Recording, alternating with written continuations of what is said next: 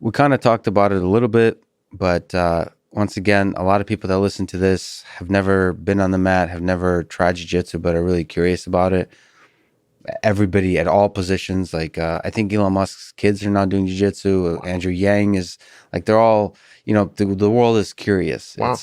It seems to be a nice methodology by which to humble your ego, which to grow intellectually and physically. So people are curious about it. So the natural question is, if they're curious about it, how would you recommend they get started? Maybe like, what do you recommend the first day, week, month, year, first couple of years look like? Like, how do you ease into it and make sure that it's a positive experience and you progress in the most optimal and positive way?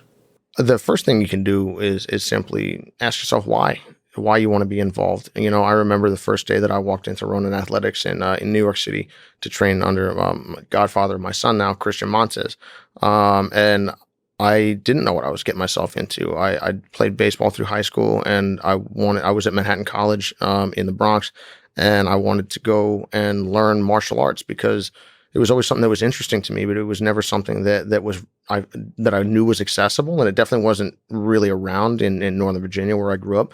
Whereas then you stick yourself in Manhattan and there's stuff everywhere. So anyway, I guess I didn't know what to expect. I didn't know if I was going to get beat up, if people were going to be nice, if people were not going to be nice.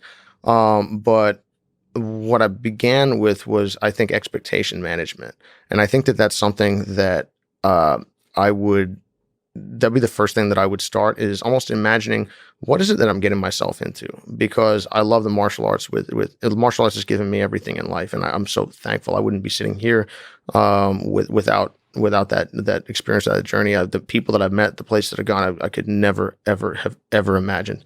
Um, and I'm just unbelievably thankful for that. But I think that the thing that helped me most of all was starting with going, my mom said something to me one time, and she said, there's two types of people in various situations. There's why and there's why not. And, it's understandable to have questions, concerns, things like that. But and maybe sometimes it's a little bit easier when you're younger to just trust people or just say, I don't know, but we go, hey, you want to climb that rock? I'm like, yeah, why not? Let's go. Hey, you want to jump in that river? Yeah, why not? Sure. Versus if I have to reason my way into everything, if I have to be talked into everything, a lot of times I'll talk myself out of it. And I think that a lot of times this is the thinker's disease. You want to figure out what's going to happen and what you should expect to have happen before you get involved, versus using the old Bruce Lee saying again, it's like no amount of thinking or training on the side of the river will teach you how to swim. You have to jump in. And there are risks associated with that. And so, I guess, psychological are usually the biggest ones. That's the biggest hurdle, and physical. But the biggest thing that I guess I would suggest to anyone is say, well, why do you want to do this? You're like, well, I want to challenge myself. I want to I would like to learn to fight. I wanted to learn to fight so that I could protect myself. And if anything else, other people, if only within arm's reach. I perceived that if I had some small degree of power, I generally wouldn't use it, which is why I was like, yeah, I'll give it a try. I'll try to be reasonable. And hopefully if I make a mistake, I'll apologize to people. But basically, said, yeah, I'd like to have that. And I know this is going to be challenging, and we'll see what happens. And that means that getting beat up, and I didn't get like hurt, but getting roughed up, getting my arm bent this way or that way, getting choked. I was like, well, this is all supposed to happen. That's no big deal. It would be like going and joining the army during peacetime and then going, oh, I'm just doing this for a college education. You go like, okay, that's cool, man. And then all of a sudden war breaks out and they want to send me somewhere. And I'm like, whoa, whoa, whoa, whoa. I didn't sign up for that gig. Actually, you did, whether you realize it or not. You may not have thought that you did, but you did. So getting your mind right and just going, what are my expectations for this activity? What is it that I'm looking to do? And of course, you're going into a gym, you're going into a place that you don't know people, or you probably don't know people, and you don't know the coach. And even if you do on a, hey, how you doing? Shake your hand type of level, 95% of my students don't know me. Not really. I'll try to be polite and not annoy them too much, but they don't know me and I don't know them. I understand if they don't trust me. I wouldn't trust me either if I were them. But at the same time, someone has to take that leap. And one of the things that I've noticed as a martial arts instructor, that's the biggest struggle with dealing with adults, which is why a lot of people like to teach kids, is because kids don't argue. Mm-hmm. Now, that also means there's there's all sorts of pitfalls with that sort of thing, and that can be an issue. But, I guess a lot of times people get to a point in their life, in their 20s, early 30s, where now I'm a manager now. I know what Yeah. I'm doing. No one talks to me like that. Yeah. Versus like, hey man, you go join boot camp. I don't care if you are Elon Musk. They're gonna tell you to shut up and do push-ups. Yeah, And that's exactly. what's great about it. Yeah. So you are taking a leap of faith into a world that you're going to be a tiny fish, and you got to hope that the people who are guiding you in that journey are going to have, I can't even say your best interest at heart, because they don't even know you, but they'll try to do no harm, and they'll try to help you in the way that they would understand. And I guess for instance, that's what I would try to do with anyone that comes into my gym. I would try to help them in the way that I understand they need, as best I can, and as safe and reasonable a way as possible. But sometimes in a way that's going to make them uncomfortable, particularly if physical combat and it's not something that they've done before. A lot of people go in without even having played, contact sports. And so that can be a big jump, and you have to understand if that's where you're starting from, no worries, but you're going to have to kind of work your way to it, and it's going to be uncomfortable, and that's okay. It's part of the process, and you're going to have some bumps and bruises, and you're not going to want to roll with that guy in the corner because that person's rough and they beat you up, and you're like, okay, but is this a big hurt or is it a little hurt? If it's a big hurt, okay. If it's a little hurt, need you to soldier up a little bit. Yeah. It's such an interesting balance, because to find, I think one of the most important things as in anything, I think in life, is the selection of the people that you put around you. I mean, that's true with like getting married. That's true with like if people ask me, like graduate students, like your PhD advisor can be the difference. It's everything. It's like you spend 5 years with somebody, they're going to basically define the more impact on you than anybody you marry, anybody you hang out with. It's a huge impact. And the same with the coach selection, which is like the school selection, it's going to be really important about, in terms of like who you select will define how happy, like the trajectory of your growth and how happy you are with the entirety of the experience. And yet, like the flip side of that is, especially if you have an ego, especially if you are the manager that needs to let go of some stuff, you're gonna feel like shit with the best kind of coach. That's what you need. Right. But there's a weird balance there to find. Like, I mean, like, and everybody needs a different thing. Like, I'm much more. I enjoy being sort of like. It sounds weird, but like, I am, from the wrestling background. I enjoy feeling like crap, in the sense like the coach, like getting beat up. I don't actually enjoy it. It's not like some masochistic thing or whatever.